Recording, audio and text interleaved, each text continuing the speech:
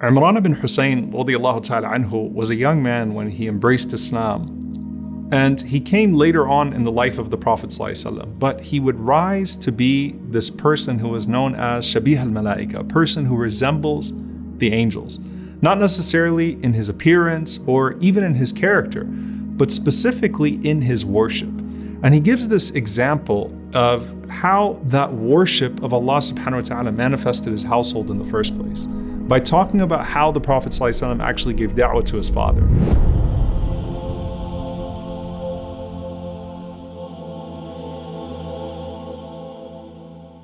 He said that the Prophet ﷺ came to my father and he said to him, Ya Husayn, O Husayn, how many gods do you worship? So he said, 7 total, sittan fil ard wa wahidan fis sama, 6 of them on this earth and 1 of them in the heavens. So he says, basically, I've got these idols and then I've got this one God that I deem supreme that I can't see. So the Prophet ﷺ said, which one of them do you put your greatest hopes and fears in? Which one of those gods do you give the greatest consideration to? So he said, the one that's in the heavens. That's the one that I have the greatest reverence for. The Prophet ﷺ said to him, then why don't you worship the one that's in the heavens and leave the ones that are on the earth? And subhanAllah, that made sense to him. And he became a muwahid, he became a Muslim, a monotheist and a Muslim. So Imran comes into Islam around the time of Khaybar. So we're talking about 6 years after the Prophet ﷺ had come to Medina, and immediately falls in love with this religion and dedicates himself to the Prophet ﷺ and dedicates himself to this idea of worship of one God. And it became to the point that he gains this reputation amongst the companions of the Prophet ﷺ as being a zahid, as being an ascetic and being a scholar who's only interested in 2 things. He's interested in knowledge and he's interested in worship. So it's ilm and ibadah. That's all that you knew Imran ibn Husain radiallahu ta'ala anhu for. And that's the way that the companions viewed him. Now, when Umar radiallahu ta'ala anhu would become the Khalifa, he would actually appoint him to a government position. He'd send him to Basra, and the people of Basra loved him. They said that no one has ever come to us from the companions of the Prophet ﷺ that's better than this man. But Imran asked Umar radiallahu ta'ala anhu to be excused and to basically just teach the people. But at the same time, he didn't want to hold office. We also know of him that he avoided all fitna. He hated all types of division and disunity in the Muslim ummah. He said, I will never use this tongue against another Muslim or throw an arrow against another Muslim. So when the people come to him and ask him to do this or do that, Imran radiallahu ta'ala anhu would shut his door and exert himself in ibadah, exert himself in worship.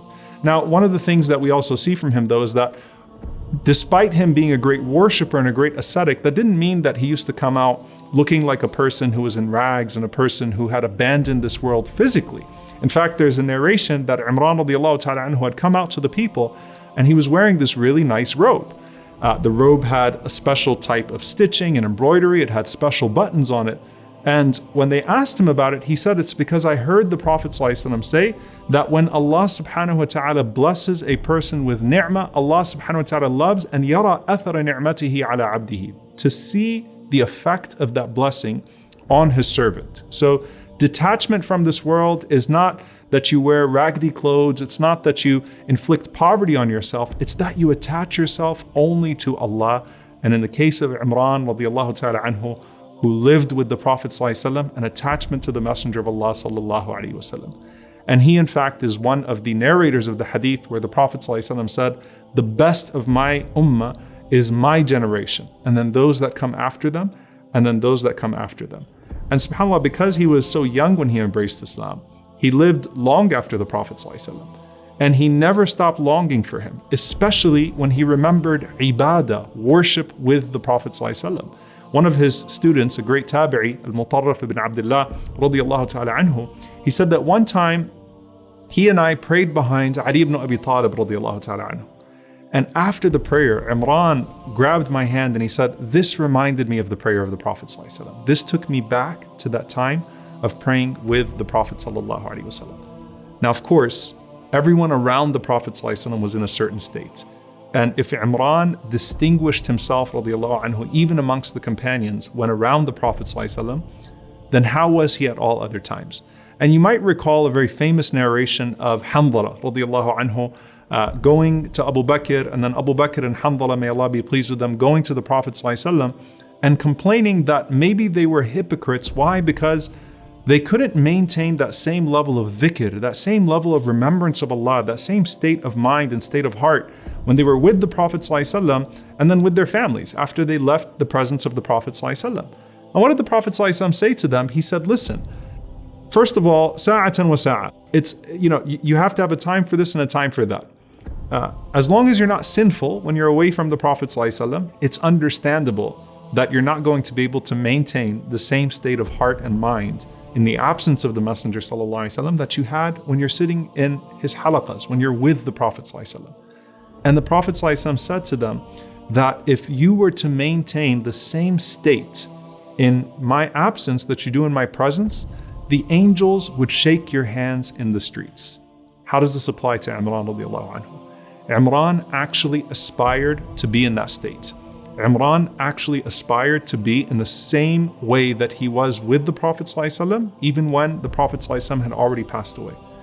And some time passed where Imran radiallahu ta'ala anhu became ill for an extended period of time. And he took inspiration from the story of Ayyub alayhi salam, the prolonged sickness and worship and patience. And then one day his student Al-Mutarrif visits him and he sees him very sad. So he says to him, what's wrong? He says that something was happening with me and Allah subhanahu wa ta'ala took that blessing away from me. He said, what is it? He said that for an extended period of time, the angels started to come to me. That I would come to my house and they would greet me at my door, and then they would even come to me when I would lay in bed and they would greet me at the head side of my bed. So the angels, sullima alayya, they were giving salam to me and I was giving salam to them as well.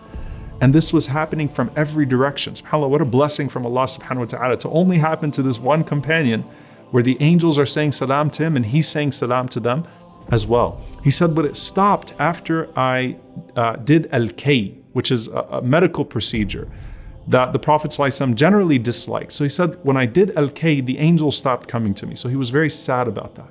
Mutarrif said, I told him that inshallah they'll come back to you. And subhanAllah, sometime after that, Imran radiallahu ta'ala anhu was in joy and he said to Al-Mutarrif ibn Abdullah, he said, Alhamdulillah, they came back to me, but don't tell anyone of this until after I die. I don't want anyone to know of this blessing that Allah subhanahu wa ta'ala has given to me until after I pass away. And subhanAllah, it stayed that way until he passed away, radiallahu ta'ala anhu. And there's something very special about this, that the Prophet ﷺ was not just giving a random example.